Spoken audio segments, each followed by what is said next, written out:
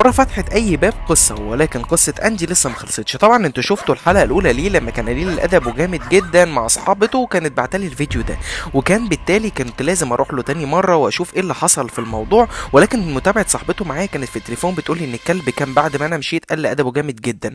وده بيحصل في كلاب كتيرة لما بتكون سنها كبير زي اندي ومعدي ال4 سنين، لازم بيبقى مش مدرك ان صاحبه مرة واحدة بقى شخصية معاه. الكلب كان مديني اداء مبهر في تاني سيشن، ولكن من قريب او من يومين بكلم صاحبته عرفت برضو ان الكلب لسه متعب.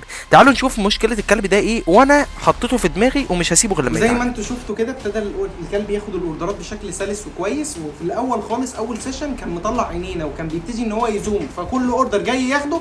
وعشان كده ابتدينا النهارده ان احنا نشتغل على الموضوع بشكل سلس. وكل ما الكلب يدينا شكل افضل في الاداء ببتدي ان انا اخفف مستوى المده الزمنيه بتاعه التدريب، ومستوى الشده بتاع الاوردر لو الكلب بيبتدي